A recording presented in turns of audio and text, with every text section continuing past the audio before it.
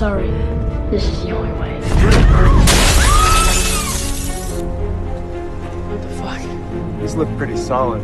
They are a resource. We have to make everything last. Let's go! Come on. No. I know. আসসালামু আলাইকুম। এই ভিডিওটি করার সময় আমার বেশ খানিক ঠান্ডা লেগে গেছে, যার কারণে ভয়েস একটু অন্যরকম শোনা যেতে পারে। এই জন্য আপনাদের কাছে প্রথমেই ক্ষমা চেয়ে নিচ্ছি। পরদিন সকালে জেইড সর্বপ্রথম বয়েডের সাথে দেখা করতে যায় খামারে। সেখানে গিয়ে দেখে মিস চ্যানের ক্ষত বিক্ষত দেহ পড়ে আছে এবং বয়েডকে একটি খুঁটির সাথে হ্যান্ডকাপ পরিয়ে বেঁধে রাখা হয়েছে। সে ক্যান্টোনিজ ভাষায় কিছু একটা বারবার পড়ছে। জেইড আশেপাশে চাবি খুঁজে না পেয়ে বয়েডকে জিজ্ঞেস করে হ্যান্ডকাপের চাবি কোথায়। সে বলে চাবি তার পকেটে। জেইড চাবিটি বের করে দ্রুত বয়েডের হ্যান্ডকাপ খুলে দেয়।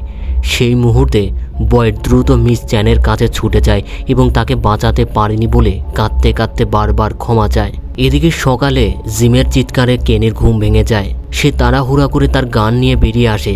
তখন জিম তাকে দেখায় লেকের পাশে অসংখ্য সবজি প্রাকৃতিকভাবে চাষ হয়েছে, যেগুলো দিয়ে তাদের শহরের মানুষদের খাদ্য সংকট দূর করা যাবে।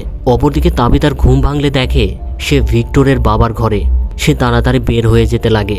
তখন ভিক্টরের বাবা তাকে বন্দুকের ভয় দেখিয়ে সেখানেই বসতে বলে। তারপর সে তাকে বলে সে তার বাড়ির সামনে অজ্ঞান হয়ে পড়েছিল, তাই সে তাকে ঘরে নিয়ে এসেছে। এরপর তাকে জিজ্ঞেস করে সে ভিক্টরের বক্সটি কোথায় পেয়েছে। তাবিতা সব খুলে বলে সে কিভাবে ওই শহরে তার পরিবার নিয়ে আটকে গিয়েছিল, তারপর কিভাবে তার ভিক্টরের সাথে পরিচয় হয় এবং সে কিভাবে ভিক্টরের সাহায্যে ওই শহর থেকে বেরিয়ে আসে। সে সব কিছু ভিক্টরের বাবাকে জানায়, কিন্তু ভিক্টরের বাবার কাছে এসব কিছুতেই বিশ্বাস হচ্ছিল না। তার কাছে তাবিতাকে পাগল মনে হচ্ছিল, তাই সে পুলিশকে কল করতে চায়। তাবিতা তাকে বোঝানোর চেষ্টা করে সে সব কিছুই সত্যি বলছে। তখন ভিক্টরের বাবা তাকে আবার বন্দুকের ভয় দেখিয়ে সেখানেই বসতে বলে এবং তাকে জানায় সে অলরেডি 20 মিনিট আগেই পুলিশকে কল দিয়ে জানিয়েছে। তারা এতক্ষণ হয়তো খুব কাছাকাছি চলে এসেছে। অপরদিকে সারা ক্লিনিকে এসেছে ক্রিস্টিকে জানানোর জন্য গত রাতে মিস চ্যান রাক্ষসের হাতে মারা গিয়েছে। কিন্তু ক্রিস্টি তাকে দেখেই রেগে যায়, কারণ দ্বিতীয় সিজনে সারা ক্লিনিক থেকে চুরি করে সিজার নাইফ নিয়ে গিয়েছিল ইথানকে মারার জন্য। সেই কারণে ক্রিস্টি এখনও সারার উপর রেগে আছে। কিন্তু সারা ক্রিস্টিকে সব জানিয়ে দেয় গত রাতে কী ঘটেছিল এবং কিভাবে মিস চ্যান মারা যায়। তারপর সারা ক্রিস্টিকে সরি বলে সেখান থেকে চলে যায়। তখন ক্রিস্টির বন্ধু ম্যারিয়েল চলে আসে এবং ক্রিস্টিকে কাঁদতে দেখে প্রশ্ন করে কি হয়েছে। ক্রিস্টি জানায় গত রাতের দুর্ঘটনায় কেনির মা মিস চ্যান মারা গিয়েছে। এদিকে বয়েড ও জেইড মিস চ্যানের বডি খামার থেকে বের করে নিয়ে আসে চার্চে নিয়ে যাওয়ার জন্য। শহরে যেন একটি শোকের ছায়া নেমে এসেছে। সবাই মিস চ্যানের মৃত্যুতে ব্যথিত হয়েছে। তারপর তারা দুজন মিস চ্যানের বডিটি চার্চের একটি রুমে নিয়ে গিয়ে বিছানায় শুয়ে দেয়। তখন জেইড বয়েডকে প্রশ্ন করে রাক্ষসেরা তাকে কেন হত্যা করলো না, সে কিভাবে এখনো বেঁচে আছে। বয়েড তাকে বলে রাক্ষসেরা চেয়েছিল সে যেন মিস চ্যানের মৃত্যুটা নিজ চোখে দেখে। তারপরই বয়েড সেখান থেকে বেরিয়ে যায়। তখন ডোনা ছুটে এসে বয়েডকে প্রশ্ন করে সে যেটা শুনেছে মিস চ্যান নাকি আর বেঁচে নেই, সেটা সত্যি নাকি। বয়েড নীরব হয়ে পোস্ট অফিসে ঢুকে পড়ে। তার সাথে সাথে ডোনাও ঢুকে পড়ে। এদিকে ইথানও অনেক কান্নাকাটি করছে মিস চ্যানের জন্য। জুলি তাকে সান্ত্বনা দেওয়ার চেষ্টা করছে, কিন্তু ইথান মিস চ্যানের প্রিয় চাদরটি নিয়ে বের হতে চায় তাকে দেওয়ার জন্য। সে এখনও বিশ্বাস করে ক্রিস্টি তার চিকিৎসা করলে মিস চ্যান সুস্থ হয়ে যাবে। তখন সেখানে ভিক্টর প্রবেশ করে এবং সে তার ব্যাগ নিয়ে এই শহর থেকে চলে যেতে চায়। ইথান ও জুলি তাকে আটকাতে গেলে সে রেগে বলে সে আগেই সবাইকে জানিয়েছিল এই শহরে কেউ বাঁচতে পারবে না, সবাই মারা যাবে। এরপরই সে বেরিয়ে যায়। অপরদিকে তাবিদা ভিক্টরের বাবাকে অনলাইনে দেখায় তার পরিবারকে, যারা এখনও মিসিং আছে। কিন্তু ভিক্টরের বাবা এসব মিথ্যা মনে করে। তাবিতা তাকে বলে সেখানে বয়েডের পরিবার, কেনি লিউ পরিবার এবং ডোনাও আছে। কিন্তু ভিক্টরের বাবা বলে সেখানে সবাই আটকে থাকলে তুমি একা কীভাবে বের হয়ে আসলে, তারা কেন বের হতে পারলো না। তখন তাবিতা বলে ভিক্টর তাকে বলেছিল সে যে রাস্তা দিয়ে এসেছে সেই রাস্তা সম্পর্কে ভিক্টর ছাড়া আর কেউই জানে না। কিন্তু সে ভিক্টরকে বিশ্বাস করে একটি ফারওয়ে ট্রির মাধ্যমে একটি ওয়াচ টাওয়ারের সামনে পৌঁছে যায়। ভিক্টর তাকে বলেছিল সেখানে বেশ কয়েকটি শিশুর আত্মা বন্দী আছে। তার মা সেই আত্মাগুলোকে মুক্তি দিতে গিয়ে আর কখনো ফিরে আসেনি। তখনই ভিক্টরের বাবা চমকে ওঠে, কারণ তার স্ত্রী বেশ কিছুদিন মিসিং থাকার পর হঠাৎ ফিরে এসেছিল এবং সেও তাকে ওই টাওয়ারের বন্দি থাকা আত্মাদের ব্যাপারে প্রায়ই বলতো। সে ভিক্টর ও তার মেয়ে হারানোর শোকে ধুকে ধুকে মারা গিয়েছে। তারা কথা বলতে থাকলে সেই সময়ে পুলিশ দরজায় নক করে। তখন তাবিতা অনুরোধ করে পুলিশে তাকে না দিতে, কারণ সে পুলিশে ধরা পড়লে সে আর ওই শহরে ফিরে যাওয়ার রাস্তা খুঁজে পাবে না। তখন ভিক্টরের বাবা পুলিশকে মিথ্যে বলে তাদের পাঠিয়ে দেয়। তারপর তাবিদার জন্য খাবার বানাতে শুরু করে। ওইদিকে বয়েড ডোনাকে সব খুলে বলে গত রাতে কী হয়েছিল, কিন্তু ডোনা তার কাছে আগে জানতে চায় সে কয়টা পশু বাঁচিয়েছে।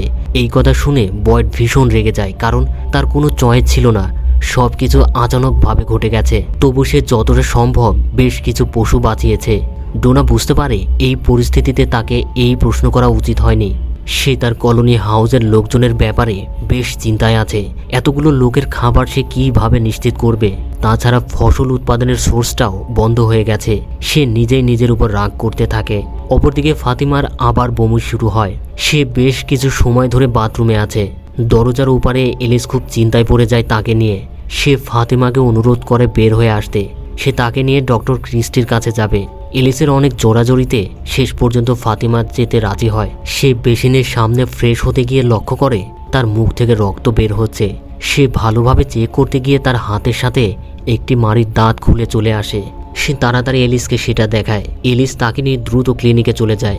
তখন ম্যারিয়েল এসে জানায় ক্রিস্টি আশেপাশে কোথাও গেছে। সে তাদের সাহায্য করতে চাইলে এলিস বলে ফাতিমাকে একটু চেক আপের জন্য ক্রিস্টিকে দরকার। ম্যারিয়েল তাকে জানায় সে একজন পিডিয়াট্রিক নার্স, সে ফাতিমাকে চেক আপ করতে পারবে।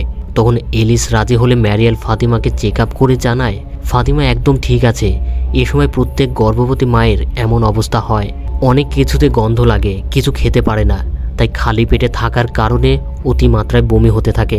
তবে চিন্তার কোনো কারণ নেই, বাচ্চা ঠিক আছে, কিন্তু কিছু হলেও ফাতিমাকে খেতে হবে। এবার এলিস একটু দুশ্চিন্তামুক্ত হয়। অপরদিকে বয়েড বেশ আপসেট মিস চ্যানকে বাঁচাতে পারেনি বলে। তখন ক্রিস্টি তাকে বোঝায় এতে তার কোনো ভুল ছিল না। তখনই শহরে জিম ও কেনি ফিরে আসে। কেনি অতি উৎসাহের সাথে সবাইকে বলছিল তারা নতুন খাবারের উৎস পেয়ে গেছে, সেখানে অনেক সবজি আছে। তখন বয়েড ও ক্রিস্টি সেদিকে এগিয়ে যায়। জিম সবার নীরবতা দেখে বুঝতে পারে কিছু একটা ঘটেছে। তার মনে ভয় ঢুকে পড়ে, তার সন্তানদের কিছু হয়নি তো? জিম তাড়াতাড়ি বয়েডকে প্রশ্ন করে তার সন্তানরা কোথায়, তারা কি ঠিক আছে? বয়েড তাকে জানায় তারা একদম ঠিক আছে, তারা ঘরেই আছে। জিম একটু স্বস্তি পায়। সেই মুহূর্তে কেনি বুঝতে পারে তার মায়ের সাথে কিছু একটা হয়তো হয়েছে। সে ক্যান্টোনিজ ভাষায় তার মাকে চিৎকার করে ডাকতে থাকে, কিন্তু তার মায়ের কোনো উত্তর আসছিল না। ক্রিস্টি তাকে সান্ত্বনা দিতে গেলে কেনি ডিনার হাউসে চলে যায়। তখন ক্রিস্টি বয়েডকে বলে যায় সে কেনিকে বোঝাতে যাবে। তারপর সেও ডিনার হাউসে চলে যায়। কেনি তাকে প্রশ্ন করে তার মায়ের বডি কোথায়। ক্রিস্টি জানায় তাকে চার্চে নিয়ে যাওয়া হয়েছে। কেনি ক্রিস্টিকে অনুরোধ করে সে কিছুক্ষণ ডিনার হাউসে একা থাকতে চায়। ক্রিস্টি আর কথা না বাড়িয়ে ডিনার হাউস থেকে বেরিয়ে যায়। তবে সে কেনিকে অনুরোধ করে কিছু প্রয়োজন হলে তাকে যেন জানানো হয়। তারপর কেনি একা কিছু সময় কাটানোর পর হঠাৎ রেডিওটি বেজে ওঠে, যে বিষয়টা আমরা আগেই প্রথম ও দ্বিতীয় সিজনে জেনেছিলাম। তো কেনি বিরক্ত হয়ে রেডিওটি বন্ধ করার চেষ্টা করলে কিন্তু সেটা কিছুতেই বন্ধ হচ্ছিল না। তাই সে প্রচণ্ড রেগে গিয়ে রেডিওটি ভেঙে ফেলে। তারপর সে ডিনার হাউস থেকে বেরিয়ে আসে। অন্যদিকে জিম তার বাসায় ফিরে আসে। তখন জুলি তার বাবার উপর রেগে বলে গতকাল রাতে ইথান রাক্ষসের হাতে মারা যেতে বসেছিল। তোমার উচিত ছিল বাবা হিসেবে ইথানকে রক্ষা করা, আর তুমি জঙ্গলে চলে গিয়েছো মাকে খুঁজতে, যেখানে রক্ষা কবচ বা টেলিসম্যান ছাড়া মানুষ রাতে 2 ঘন্টাও বাঁচতে পারে না। সেখানে অলরেডি 4 দিন পার হয়ে গেছে, আর তুমি কিনা বিশ্বাস করো মা এখনও বেঁচে আছে? জিম তাকে বলে আমরা এখনও নিশ্চিত জানি না তাবিতার সাথে এক্স্যাক্টলি কী ঘটেছে। তখন জুলি আবার রেগে তার মা বাবার একটি গোপন কথা তুলে বলে তার ছোট ভাই থমাসের মৃত্যুর পর তুমি এবং মা দুজনেই আলাদা হয়ে গিয়েছিলে। তখন ইথানকে দেখার মতো কেউ ছিল না। তবে আমি এখন 15 বছরে পা দিয়েছি, আর এটা আমি দ্বিতীয়বার হতে দেব না। তারপর জুলি বেরিয়ে যায়। এদিকে তাবিতা বহুদিন পর ভালো খাবার খাচ্ছে। তখন ভিক্টরের বাবা বলে তার স্ত্রী ওই শিশুদের ভয়েস শুনতে পেত। সে বারবার বলতো একটি লাইট হাউসে ওই শিশুগুলো বন্দি আছে। সে সবসময় পাগলের মতো বলতো ওই শহরের রাস্তা খুঁজে বের করার কথা। তার সন্তানেরা সেখানে আটকে আছে। আজ থেকে 20 বছর আগে তার স্ত্রী তার সন্তানদের শোকে মারা গেছে। তারপর লোকটি তাবিতাকে ভিক্টর ও তার বোনের শোবার ঘরে নিয়ে যায় এবং সব কিছু দেখায়। তখন লোকটি তাবিতাকে বলে সে শেষবার তার স্ত্রী ও সন্তানদের বলেছিল, তোমরা ঘর পরিষ্কার করো, এখানে কোনো টিভি নেই। তারপর সে কাজে চলে যায়। এরপর সে ফিরে এসে দেখে তারা কেউই বাসায় নেই। সে তাবিদাকে আরও বলে তার কথায় মনে হচ্ছে ভিক্টর এখনও বেঁচে আছে, তবে তার বিশ্বাস হচ্ছে না। সে তাবিদাকে বেসমেন্টে আসতে বলে, সেখানেও সে তাকে কিছু দেখাতে চায়। ওইদিকে ক্রিস্টি চার্চে গিয়ে মিস চ্যানের ক্ষতবিক্ষত বডিটি দেখে। তারপর সে জেডকে বলে সে কেনিকে তার মায়ের লাশ দেখানোর আগে তাকে ভালোভাবে প্রস্তুত করতে চায়। তখন জেইডের কাছে কথাটি ভালো লাগে। সে তাকে এই কাজে সাহায্য করতে চায়, কারণ জেইড যখন প্রথম এই শহরে এসেছিল তখন মিস চ্যান তাকে আশ্রয় দিয়েছিল, এমনকি নিজের সন্তানের মতো দেখত। অপরদিকে এলিস ফাতেমাকে কলোনি হাউসের সামনে এগিয়ে দিয়ে তার পিতার সাথে দেখা করতে চায়। তখন ফাতেমা ঘরে ঢোকার সময় দেখতে পায় গতকাল রাতে যে মেয়েটি তাকে বাথরুমের থেকে বের করার জন্য বারবার নক করেছিল এবং তার সাথে খারাপ ব্যবহার করেছিল, সেই মেয়েটি তাদের নষ্ট হয়ে যাওয়া সবজি থেকে কিছু সবজি বের করছে রান্না করার জন্য। ফাতেমা সেখানে গিয়ে তার সাথে কথা বলে জানতে পারে এগুলো আর খাওয়ার উপযোগী নয়, একদম পচে গেছে, এবং মেয়েটি গতকালের ঘটনার জন্য ফাতেমার কাছে সরি বলে। ফাতিমাও তাকে বলে সে কিছুই মনে করেনি। তারপর মেয়েটি চলে গেলে ফাতেমা গন্ধ শুকে দেখে একদম পচে গেছে, তবে গন্ধটা তার কাছে বেশ ভালো লাগছে। সে একটা খেয়ে দেখে বেশ ভালো লাগছে তার কাছে, তাই সে দেখে আশেপাশে কেউ আছে কিনা। তারপর সে বেশ কয়েকটা নিয়ে একটু সাইডে গিয়ে হাউ মাউ করে খেতে থাকে। মনে হচ্ছে সে বহুদিন হলো কিছু খায়নি, তবে বিষয়টা বেশ অদ্ভুত লাগে। অপরদিকে ইথান কলোনি হাউসে ভিক্টরকে খুঁজতে গিয়ে দেখে ডোনা গতকাল রাক্ষসের হাতে মারা যাওয়া গরুটির মাংস কাটছে। সে ডোনাকে জিজ্ঞেস করে ভিক্টরকে দেখেছে কিনা। ডোনা বলে সে ভিক্টরকে দেখেনি। সে ইথানকে একটু সময় দিতে চাইলে ইথান নিজে থেকেই বেরিয়ে যায় ভিক্টরকে খুঁজতে। ওইদিকে মিস চ্যানের শরীর পরিষ্কার করার সময় সারা মিস চ্যানের প্রিয় একটি পোশাক নিয়ে আসে এবং তার শেষ বিদায়ে এই পোশাকটি পরাতে বলে। ক্রিস্টি তাকে ধন্যবাদ জানিয়ে পোশাকটি বুঝে নেয়। এদিকে কেনি বারে এসে কয়েকটি বোতলে অ্যালকোহল ভরে নেয়। বয়েড তার কারণ জানতে চাইলে সে বলে সে ওই টানেলের ভেতরে গিয়ে সব কয়েকটা রাক্ষসকে পুড়িয়ে মারবে। বয়েড তার রাগটা বুঝতে পারে, তাই সে তাকে বলে এই কাজে সেও তাকে সাহায্য করবে। কেন একটু অবাক হয়। তারপর তারা দুজন ওই টানেলের সামনে গিয়ে প্রস্তুতি নেয় ভেতরে ঢোকার জন্য। তখন বয়েড তাকে বোঝায় রাগের মাথায় হয়তো সে একটা মারতে পারবে, দুইটা মারতে পারবে, নয়তো সেও রাক্ষসের হাতে মারা যাবে। তাতে কোনো দিনই তার পিতা মাতার প্রতিশোধ নেওয়া হবে না। এর থেকে সব থেকে ভালো হবে সে যদি এই শহরের মানুষদের সাহায্য করতে পারে, তাতে তার পিতামাতার আত্মা শান্তি পাবে। কেনি ভীষণ কাঁদতে থাকে। তারপর বয়েড তার মায়ের মৃত্যুর আগে বলে যাওয়া ক্যান্টোনিজ ভাষায় শেষ কথাটি জানায়, যার অর্থ হলো তাকে দেখে রেখো। অর্থাৎ বয়েডকে বলেছিল কেনিকে দেখে রাখতে। বয়েড কেনিকে তার সন্তানের মতো বুকে টেনে নেয়। তারপর কেনি বয়েডের সাথে চার্চে আসে তার মাকে শেষবারের মতো দেখার জন্য। ততক্ষণে ক্রিস্টি ও জেইড মিস চ্যানকে প্রস্তুত করে ফেলেছে। কেনি তার মাকে দেখে কান্না ধরে রাখতে পারে না। সে ভীষণ কাঁদতে থাকে। অপরদিকে শহরের সবাই মিস চ্যানের ফেনুরেলের জন্য চার্চের দিকে যাচ্ছে। তখন জুলি সারার কাছে এসে ধন্যবাদ জানায় গত রাতে তাকে ও তার ভাইকে বাঁচানোর জন্য। জুলি সারার সাথে আরও কথা বলতে চাইলে তার পূর্বের কথা মনে পড়ে যায়, যখন সে ইথানকে মারতে চেয়েছিল এবং তার ভাইকে হত্যা করেছিল। জুলি তখন আর কিছু না বলে সেখান থেকে চলে যায়। সারা বুঝতে পারে জুলি কেন চলে গেল। এখনও সবাই তাকে ঘৃণা করে। এদিকে ভিক্টরের বাবা তাবিদাকে বেসমেন্টে নিয়ে গিয়ে দেখায় তার স্ত্রী ভীষণে যা কিছু দেখতে পেত সে সব কিছু পেন্ট করে রাখত। তখন তাবিদা একদম অবাক হয়ে যায়। সে যে বাচ্চাদের দেখতে পেত সেই বাচ্চাদের ভিক্টরের মাও দেখতে পেত, এমনকি তারও ভিক্টরের মতো ক্ষমতা ছিল। তখন ভিক্টরের বাবা ফাইনালি বিশ্বাস করে তাবিদা যা কিছু বলেছে সবই সত্যি এবং তার স্ত্রী যা কিছু বলতো সেগুলো সবই সত্যি ছিল।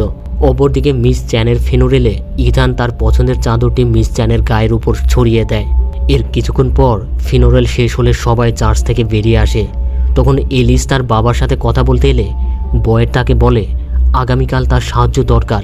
এলিস তাকে বলে হ্যাঁ সে সাহায্য করবে, তবে কাজটি কি সেটা জানতে চায়। বয়েড বলে তারা একটা কিছু ধরবে। সে কথা বলেই সেখান থেকে চলে যায়। অন্যদিকে জিম তার সন্তানদের নিয়ে বাসায় যাওয়ার সময় জুলি কলোনি হাউসের দিকে চলে যায়। তখন ইথানও তার সাথে চলে যায়। জিম তাদের জানায় কিছুক্ষণের মধ্যেই সূর্য ডুবে যাবে। জুলি তাকে বলে তারা তার আগেই ফিরে আসবে।